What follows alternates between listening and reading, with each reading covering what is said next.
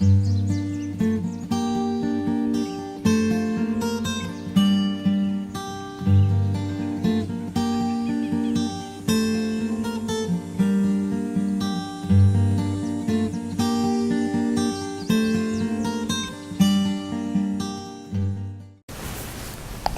textos del padre Kempner sobre cómo él ve y actuó según la pedagogía de libertad, ya adentrándonos, ¿no es cierto?, en la misma pedagogía. Hicimos distinciones en varios conceptos y luego centramos la cosa diciendo la pedagogía de libertad implica formar para discernir. Y eso tiene todo un campo ideológico, llamémoslo así, principio, etcétera, etcétera, lo explicamos. Y significa también educar la parte instintiva, afectiva, porque incide en el juicio. O sea, tenemos que ponerle que ese viento que viene de ahí nos ayude a ¿cómo se llama?, a andar más fuerte. No ver lo negativo simplemente para cortar y reprimir, sino que aprovechar esa fuerza y también educar, cortando, encauzando, y si en algunos casos, ¿no es cierto?, si yo no le doy, el caso típico es el instinto de procreación, de amor, digamos, esponsal, toda persona lo tiene, y la persona célibe renuncia a eso, pero renuncia por un bien. Pero renunciar por un bien tiene que buscar un bien que de alguna forma, ¿no es cierto?, esas fuerzas instintivas se expresen en una vida comunitaria muy rica y en una vida de paternidad o de maternidad muy fuerte. O sea, no se desperdicia ningún instinto, sino que se integra, se sublima, etc. Vamos ahora más directamente ya a la parte pedagógica en relación a la voluntad. La voluntad, decíamos, consiste en una decisión libre y una realización, autodecidir y autorrealizar. El educador, ¿qué hace? Y aquí se ve una vez más la complementariedad que existe entre la heteroeducación y la autoformación. Lo que hace el educador y lo que tiene que hacer el educando. Yo no puedo educar a la libertad simplemente hablándole, motivando, ¿no es cierto?, a los educandos. Si ellos no toman en sus manos su formación, la decisión y la acción, todo lo que yo haga como educador no sirve. Por eso el educador tiene que mover a que ellos actúen, a que ellos decidan. Tengo que motivarlos y tengo que darles los elementos, los medios para poder hacerlo de la mejor forma posible. Y ahí surge todo un sistema, ¿no es cierto?, de autoformación, de medios ascéticos que el padre Kempner entrega en su pedagogía de libertad. Él va a enseñar, va a motivar, va a promover, pero no va a tomar él el examen particular, digamos, por la persona que tiene que educarse ella misma. O sea, hay aquí un trabajo, ¿no es cierto? Primero vamos a la capacidad de decidir. El sistema de autoformación que el educador promueve, voy a nombrar 2 o 3 cosas centrales. Nosotros contamos en la autoformación con la búsqueda, estar orientados por un ideal personal, ideal de familia, ideal de comunidad. Trabajamos con examen particular o propósito particular, son sinónimos. Tenemos un horario espiritual, tenemos una ayuda, asesoría o dirección espiritual, tenemos control por escrito. O sea, es un sistema. No vamos a entrar ahora a explicarlo. Pero ahí se entrena la voluntad. Porque primero, yo tengo que tener un norte claro, tengo que decidirme por una causa, tengo que tener una estrella, tengo que tener para dónde voy. Y eso es una acción de la voluntad. Si yo voy por acá, por allá, por todo, picoteo, soy una persona voluble, decimos, ¿no es cierto? Inconstante, superficial. Por eso el Padre Quente le decía, temo a la persona de una sola gran idea. ¿Cuál es tu gran idea? Eso es parte de la educación. Yo tengo que lograr que los míos encuentren su identidad y luchen por esa identidad y estén convencidos de lo que quieren. Ideal personal. Pero tengo que darle también un instrumento porque yo no puedo hacer todo a la vez. Y aquí hay una sabiduría pedagógica muy grande de decir, ¿no es cierto? Bueno, concentren en algo su trabajo de autoformación. Decídanse, voy a trabajar por esto, por esta actitud. No por 2 o 3 o 4, a veces gente que trabaja con el examen particular, trabaja, voy a ser más acogedor, voy a ser más ordenado, voy a ser... Eso no va a ser ninguna de esas cosas. Una sola cosa que está en el conjunto de mi personalidad y que va como vasos comunicantes a hacer que otras cosas también se suman. Pero yo tengo que decir, pero es el director espiritual quien me dice que tengo que poner en mi horario espiritual. Esa es la costumbre tradicional, ¿no es cierto? Este mes nos toca tal virtud. Entonces, este mes el colegio trabaja por esta virtud, este curso trabaja por esta. O ahora nos toca esto, nos toca esto. ¿Y quién da eso? El que más sabe, ¿no es cierto? Entre comillas, el educador. Así no actuamos nosotros. Le decimos, elige algo. Discerne. Voces del alma, voces del ser, voces del tiempo, de las circunstancias. Tú tienes que tomar, pero con claridad. Decídete por algo. Voy a trabajar en esto espiritualmente. Voy a conquistar esto. Y ahí mete corazón y alma y contrólate. Si no te controlas, si no tomas una decisión buena y no te controlas, eso se pierde después. Hay toda una lucha con el examen particular acá, que muchas veces uno duda si se hace bien o no. Muchas veces uno tiene la impresión que no muchos trabajan realmente con un examen particular. A veces toman un punto. Mi examen particular es levantarme a la hora. Eso no es examen particular, digamos. Bueno, vean, si quieren una literatura, digamos, hay un libro que puede ayudarles, que es En busca de la propia identidad, o lo publicamos después, poco cambiado, como Somos historia por hacer. Una frase de Ortega y Gasset. Y horario espiritual, que me asegura que yo, para actuar, para trabajar, para decidir, ¿no es cierto?, tengo una armonía en mi vida y yo tengo las fuentes, el alimento necesario para poder caminar y crecer. Si yo me ayudo de una consejería espiritual, yo creo que hay que tener harto cuidado aquí. La dirección espiritual es necesaria al comienzo, 1 o 2 años. Y después de ese Padre Quente es necesaria para las personas que tienen problemas psicológicos o las personas que tienen gracias místicas. A veces me da la impresión que guardamos ad eternum la primera etapa. Entonces, siempre tengo que ir a preguntarle al asesor, al director, al director espiritual, pueden darse los dos, ¿no es cierto? ¿Qué hay que hacer? Estoy en esto, como niños chicos.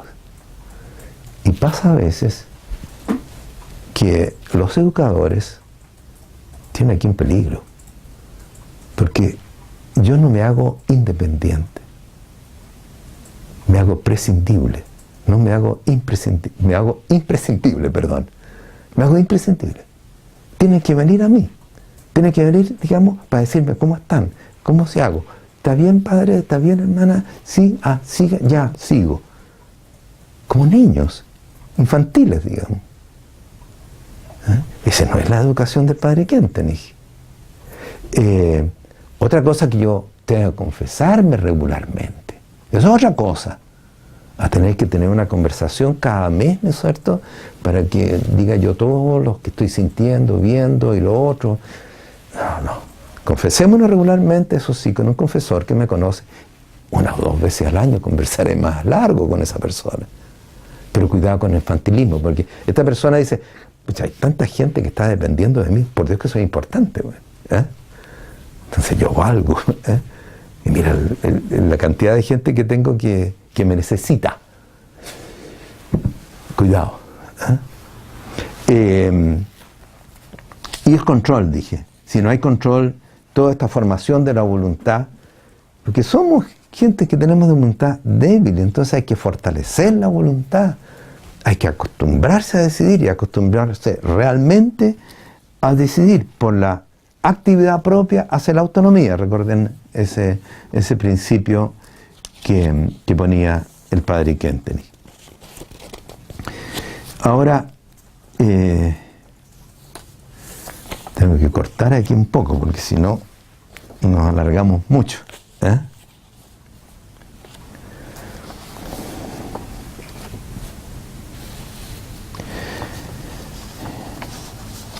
Voy a hablar, para terminar, de los peligros que hay en cuanto a la educación de la decisión y de la realización de lo decidido. Tal vez para quedar más claro si me refiero a los peligros. Respecto a la autodecisión, el núcleo de mi ser libre es la indecisión. Hay personas indecisas. Hay personas que postergan la decisión, que titubean. Haré esto, haré lo otro, consulto aquí, consulto allá, un consejo aquí, otro allá. Titubeo, será el momento, no lo debo decir, después. ¿Me fijas? Tienen miedo a las consecuencias. O sea, les falta audacia. Siempre una decisión implica una audacia.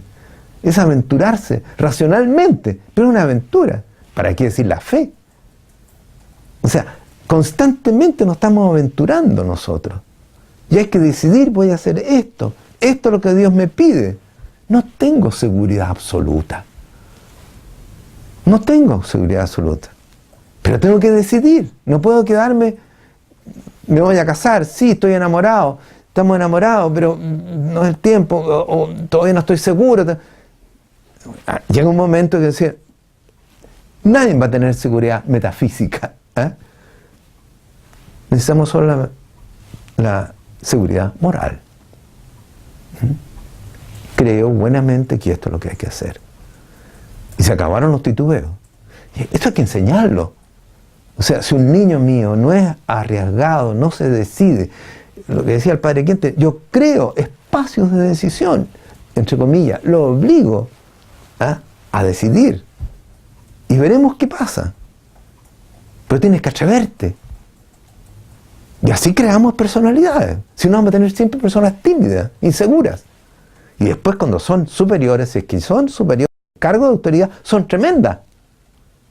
Porque se apegan siempre a lo estricto, a la ley, que no me vaya a equivocar. Y la vida es mucho más compleja. Pero para eso hay que tener seguridad.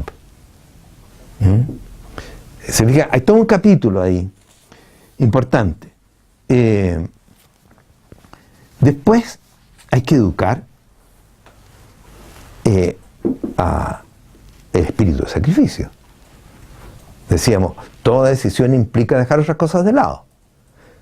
Si le hacemos fáciles las cosas a los educandos, ¿no es cierto? O a los hijos, o a los alumnos, vamos a tener malos resultados. Porque la vida es dura, y los ideales son grandes, y requieren grandes renuncias. Y si no tengo capacidad de sufrir, de renunciar, espíritu de sacrificio, me quedo de todas maneras a medio camino. Y eso no se improvisa. Si yo le hago todo fácil, no cuidado al niño, no lo exijan, no sobreexijan, matamos al niño. Al contrario, hay que ponerle desafíos, y desafíos grandes.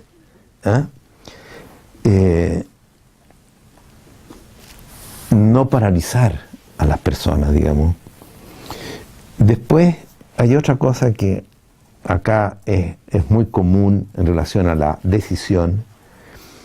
Hay personas que no saben lo que es una decisión real. Tienen solo deseos, anhelos. Voy a hacerlo. Todo el mundo sabe que no lo va a hacer. Voy a tratar de. Pamplina, no hace nada. ¿Te fijas? Es que me he decidido por esto, pero me salió otra cosa. son volubles, dependen de nuevo de los instintos, de lo que me va. No hay capacidad de decir, esto es lo que voy a hacer, esto es lo que decidí, lo hago. En los primeros tiempos de Schoenstatt se hablaba mucho de eso, es decir, el bolo, quiero. Creo que era Max Brunner, no sé, que tenía como lema eso, bolo, quiero. O José Ingres también. En el tiempo primero eso era común. O lo otro que repetía mucho el padre, ¿no es cierto? O creo que viene para después. Haz lo que haces, más en las realizaciones. No permanecer, ¿no es cierto?, con un espíritu de decisión débil, de deseos. Trataré de, quisiera, ojalá que. Ese lenguaje tiene que desaparecer en personas que educamos nosotros y en nosotros mismos, por lo primario. Es un querer a medias, no un querer real. Pero después, en cuanto a realizar, también hay muchos problemas acá que tenemos que tomar en cuenta nosotros. Entre paréntesis, estas cosas que le digo de defectos de la voluntad, de la libertad, tenemos que atacarlas en primer lugar positivamente. Si yo no estoy entusiasmado por el ideal, si no tengo si no tengo ardor, digamos, por cosas grandes, yo no voy a tener capacidad de renuncia. Si yo no veo causas, la importancia de lo que estoy haciendo, no voy a ser capaz de renunciar. O sea, lo primario es eso otro. Pero de todas maneras me va a costar. A pesar de, me va a costar. Sobre todo hay etapas en que me va a costar más. Porque los instintos trabajan, porque el ambiente, todo eso, o sea. Ahora, en relación al realizar, se decide y no se actúa, no se hace después. Voy a hacer tal cosa, tengo este propósito, no lo controlo nunca, no hago nada. La famosa cosa entre nosotros, ¿no es cierto? Mañana lo hago. Como dice el adagio, no hay que dejar para mañana lo que puedes hacer hoy. Nosotros aquí tenemos un campo inmenso de educación de la libertad. Si somos libres para realizar autónomamente, no que tengan que estar controlándome, diciéndome, oye, por favor, no te olvides. A veces no creamos personas responsables, que sean confiables. ¿Te fijas? Tienen que estar detrás, siempre diciendo, hay que hacer, no te olvides, te voy a llamar por teléfono. Es una mala cosa. Aquí yo creo que los pueblos latinos tenemos una llaga, tenemos algo. Los pueblos germanos son mucho más cumplidores y responsables. Yo creo que una ventaja muy grande que nosotros tendríamos que aprenderla. Nosotros tenemos ventaja en la parte afectiva, en la parte de relaciones, y gracias a Dios que la tenemos. Pero tenemos que aprender de los otros también. Yo me acuerdo, me tocó estar muchos años en Suiza. Uno se impregnaba de un sistema que a tal hora, sí o no, a tal hora y punto. Se llegaba a la hora, ni antes ni después, digamos. Y nadie tenía que recordarlo eso. Hay que hacer tal cosa, se hacía. No es que voy a hacerla ya, espérate que ya la voy a hacer. No, la hago. En el plan determinado, esto primero, esto después, esto. Creo que nos falta mucho de eso. No queremos ser cuadrados, ni mucho menos. Creo que nosotros no tenemos el peligro en general, ¿no? Hay personas que pueden tenerlo, pero tendrán que acentuar lo otro. La gran mayoría tiene que acentuar otras cosas, no un trabajo a medio, no el para más tarde.